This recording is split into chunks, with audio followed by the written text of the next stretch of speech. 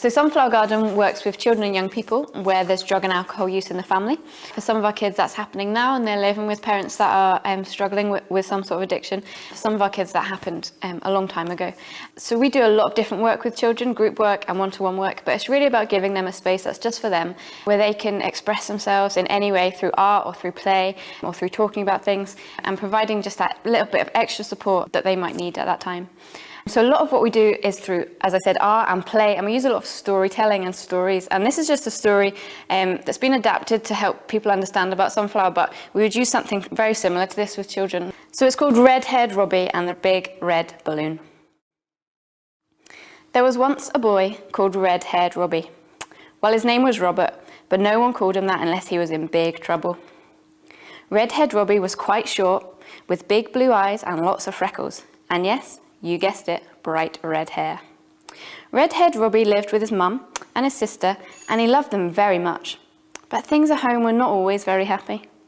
Robbie knew something was wrong, but he didn't really know what. He heard people say his mum drank too much, but he didn't really understand. To him, life was normal. Like all children, Red-Haired Robbie had lots of feelings. Some days he was happy, some days he was sad. Some days he felt so mad that he kicked and screamed. Other days, Robbie felt happy like he was on top of the world. But there was one problem. Red-Haired Robbie didn't know what to do with all these feelings. So he did what he thought was the only thing he could do. He kept them all inside his head and inside his heart.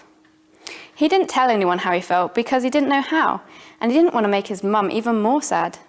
He became an expert at keeping all of these feelings, sad, happy, angry, confused, scared and worried, deep down inside of him so that no one could see. This worked quite well at first, and Red-Haired Robbie thought everything was just fine. But after a while, he began to feel a bit full.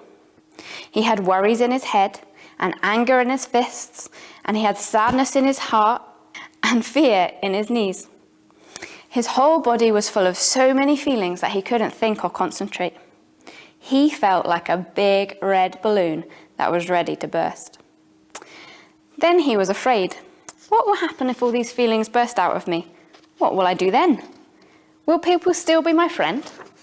Will people think I've gone mad? Where will they go? Will it hurt to let them all out? Red-Haired Robbie decided that he needed some advice before the big red balloon inside of him burst. He went to Sunflower Garden and asked what he should do.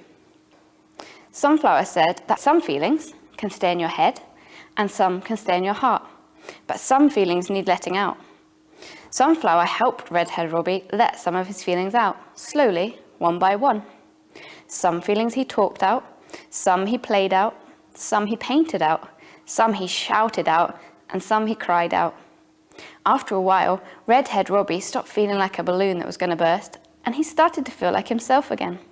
He had fun at Sunflower, and he made new friends.